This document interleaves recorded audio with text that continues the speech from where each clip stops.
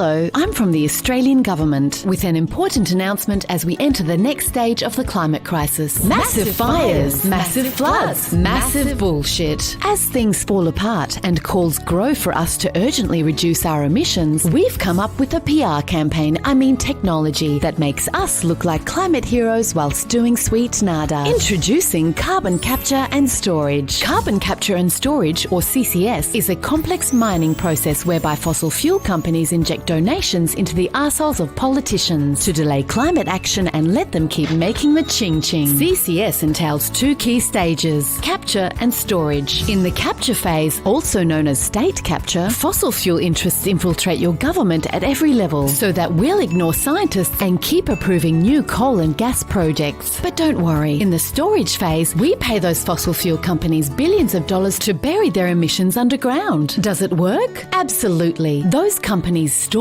the billions of dollars deep down in their bank accounts where no tax officer can reach them. What's that? Do they store the carbon? Yeah, nah. CCS has missed every single target we've set for it. Let's take a look. 20 years ago, we told you that by today, CCS would capture 5,000 million tonnes of CO2 per year. Today, the world can barely capture 10, which is so far off target you can't even see it on this graph. And when you remember that our global emissions are 36 billion tonnes each year, even if it had met its target, it would contribute approximately fuck all. We also said there'd be 100 CCS projects running by today. Today, there are only 6, but the biggest one's right here in Australia. So how's it been doing? Well, we gave Chevron $60 million to capture its emissions, and in 2016 it captured fuck all. In 2017, fuck all. In 2018, fuck all. But in 2019 it finally got clogged up by sand. To date, Gorgon has captured only 30% of its target, and that's just its processing emissions. If you include all those released when the gas is finally burned, it captured barely 2%. But hey, Chevron stored 100% of that 60 million you gave them. Capture and storage. And that's just the latest fail. Here at the Canadian government, we spent about $1 billion to prove CCS works at this power plant, except it proved it doesn't by failing to reach its target every single year.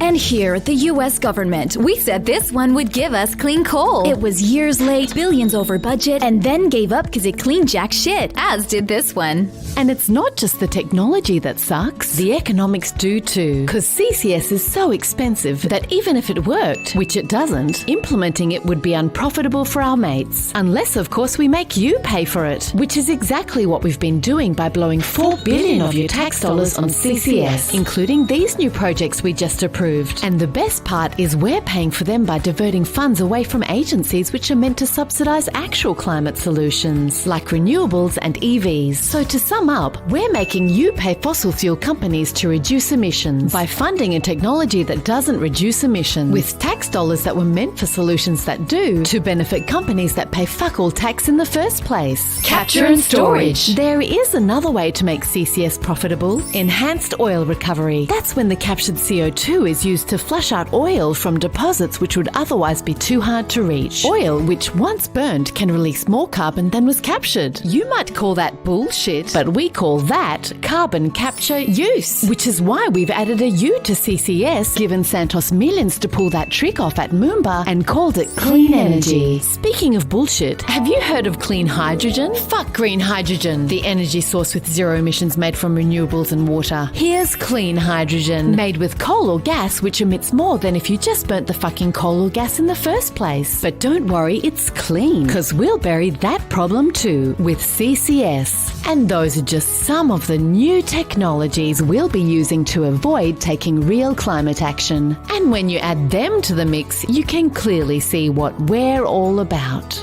Australian Government. Authorised by the Department for prolonging the fossil fuel era and making you pay for it.